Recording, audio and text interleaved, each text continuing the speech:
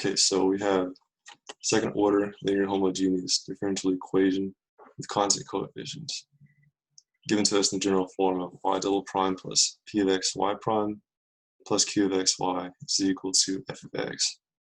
And so in the name, second order means the highest derivative will be of order 2, and linear homogeneous meaning that f of x has to be identical to 0. And so differential equation with constant coefficients, p of x and q of x are to remain constant. And so now we need to go from differential equation to a quadratic. We will substitute y is equal to e to the rx and its respective derivatives. So y prime will be r times e to the rx, y double prime will be r squared times e to the rx. And we have the general form here rewritten as with different coefficients of a, b, and c. Substituting y equals e to the rx will give us this, and we got to factor out e to the rx to give us ar squared plus br plus c. And so quadratic polynomial where p of r is equal to 0 is rewritten as the same thing, but e to the rx is removed. And so we need to find the roots using the quadratic formula, which is just the standard formula here. We have a, b, and c, and r.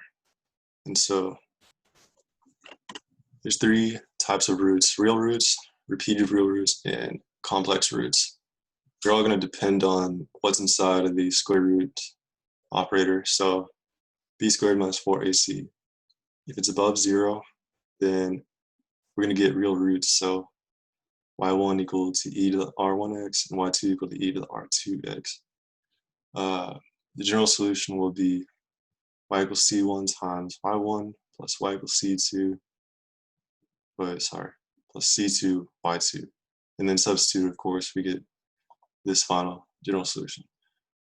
For repeated real roots, b squared minus 4ac equal to 0. That means r1 will be equal to r2, which in this case, we have here the general form. Y equals e to the r1x, and in parentheses, c1 plus c2x. We attach x to one of the constants, so we know it's a derivative of the other. And for complex roots, when b squared minus 4ac is negative, we give us lambda plus or minus I omega, and we have lambda here as negative b over 2a, and omega will be the square root operator over 2a, the imaginary portion.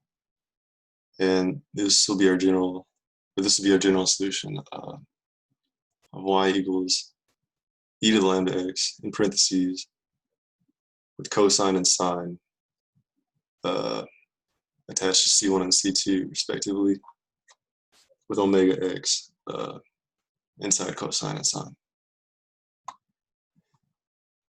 Okay, so the examples we have, we need to find the general solution for y double prime plus 3y prime minus 4y equals to 0. So we go ahead and substitute y equals e to the rt, and we factor out e to the rt after that,